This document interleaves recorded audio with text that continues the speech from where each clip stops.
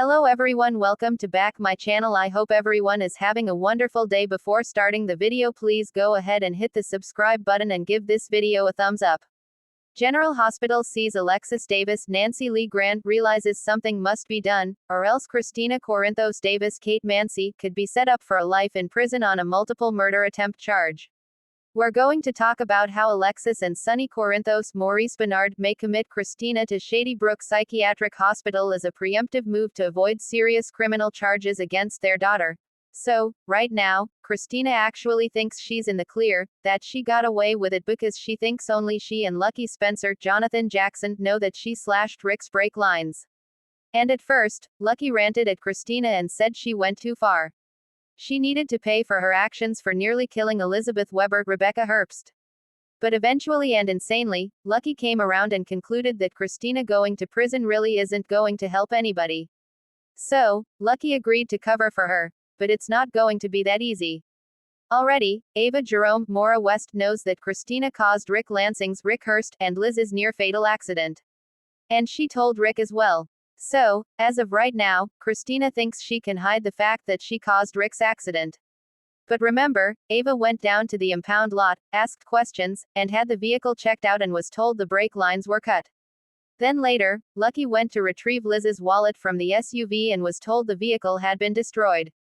Now, first of all, Lucky might have gone down there asking just to see if there was any evidence against Kristina. He may or may not have really been trying to get something for Liz. And second, I 100% doubt that Rick's SUV has been destroyed. I think Ava put it somewhere for safekeeping and as leverage so that nobody else could have it destroyed. Ava knows Kristina cut those brake lines because nobody else wants either her or Rick dead.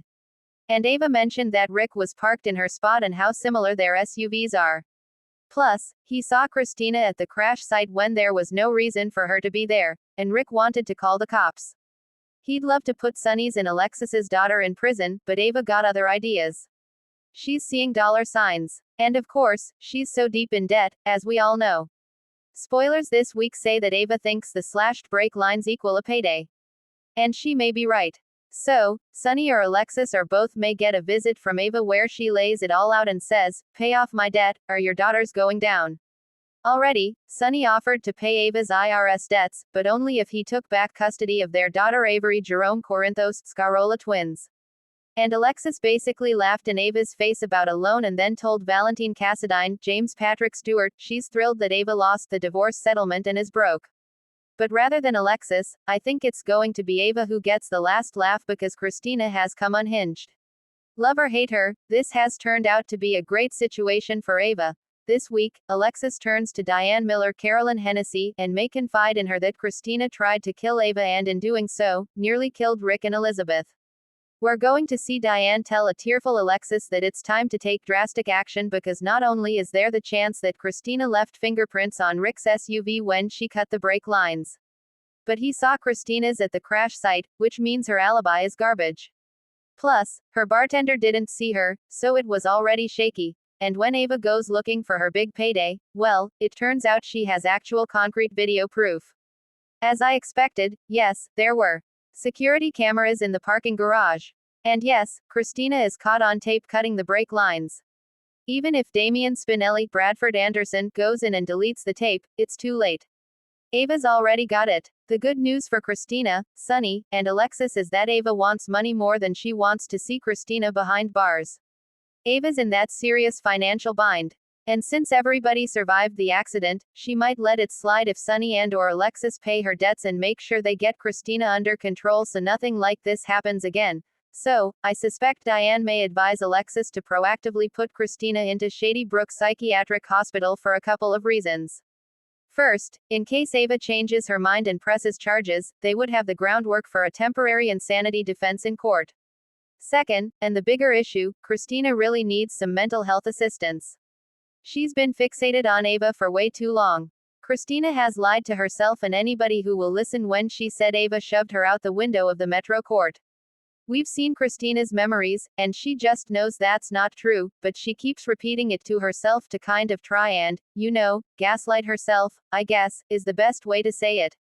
She needs to blame Ava to avoid her own guilty feelings and accountability for the part she played in that tragic accident for the death of the baby that she was planning to steal from her sister Molly Lansing Davis, Kristen Baganos. So, there's a whole lot of messiness and anger and anxiety all swirling around in Kristina's head. This all needs to be addressed. I have no doubt Sunny and Alexis are going to be horrified that Kristina actually tried to kill Ava. And you know, for many years, even up to this year, we've heard her mentioned it. Alexis worries about Sunny's influence on their daughter. And this casual disregard for human life horrifies Alexis because Kristina thought murder was a viable option. She didn't even hesitate. She just did it. And Alexis may finally see that Kristina needs serious professional help and goes ahead and commits her daughter. And there's a spoiler for later this week that says Kristina pleads with Sunny on General Hospital. So, Kristina may be begging him to not let Alexis commit her to Shady Brook. However, Sunny may also see that it's for the best. Otherwise, he knows Rick and Ava are going to come for Kristina. And don't forget, Ada Turner promised Anna Devane Finola Hughes she's coming for her and her criminal buddies, and that includes Sunny and Jason Morgan, Steve Burton, and everybody associated with them. And the Ada might take this opportunity to throw the book at Kristina as part of Sunny's family. Plus, Molly works for Ada Turner. And you know, Molly is going to find out that Kristina is the reason Rick almost died, and Molly is going to lose it when she does. So, Alexis may also think sending Kristina preemptively to Shady Brook may diffuse some of Molly's anger. However, I think that Molly may think Kristina should do some hard time at Pentonville, and Shady Brook is not enough of a punishment. With May sweeps kicking off April 24th, this is all about to blow up. And Alexis's only shot to keep her daughter out of prison may be to put her in the psych ward instead. And don't forget, this Kristina drama may be too much for Sunny's heart. Her murderous antics may cause Sunny to have another cardiac spell and collapse. I recently did a video on Sunny possibly being the first patient treated at the Monica Quartermain Leslie Charleson Cardiac Care Center, and Kristina's legal troubles and mental health issues may be what triggers Sunny's final collapse. So, we'll see what Alexis does when she finds out Kristina targeted Ava for death and almost killed Rick and Elizabeth instead. I am quite certain Alexis and Sunny neither one want to give Ava a dime. But unless somebody pays up, I actually don't think putting Kristina into Shady Brook will be enough to stop Ava. I think this may turn into a whole negotiation where Alexis and Sunny offer Ava a huge payday if she and Rick don't press charges. But Molly is still a wild card in the mix, and they may not be able to control what she does when she finds out what her unhinged sister, Kristina, did to her dad, Rick. Port Charles had seen its share of shocking betrayals, but nothing quite prepared anyone for what Alexis Davis did next. The tension had been brewing for weeks. Kristina Corinthos Davis had gotten herself entangled in another volatile situation, this time, not with a dangerous boyfriend, not with a cult, but with a shocking act of violence that rocked the community to its core. After a heated confrontation with Parker's new fiancé, who had recently arrived in town and stirred up all Kristina's old wounds, something snapped. Witnesses claimed they saw Kristina push the woman during a brutal argument on the pier. The woman fell, hit her head on the rocks, and never woke up. Though Kristina swore it was an accident, the police didn't seem convinced. Nor did the public, who were already growing tired of Sunny's children skating through legal troubles with little consequence. Detective Chase showed up at Alexis's door with a warrant in hand, his expression grim. "She's being charged with second-degree murder," he told Alexis bluntly. Alexis's world tilted. Panic clawed at her chest. She had fought so hard to rebuild her life, to regain her law license, to prove herself, and now her daughter's freedom was hanging by a thread. If Kristina went to trial, there was no guarantee of acquittal. Worse, the Corinthos name, instead of shielding her, might hurt her in court. Alexis didn't sleep that night. She paced, drank too much coffee, and thought through every legal loophole she could find. But in the end, there was only one path she saw: make Kristina legally unfit to stand trial. By morning, the plan was in motion. Kristina, still emotionally fragile from the confrontation, was barely holding herself together.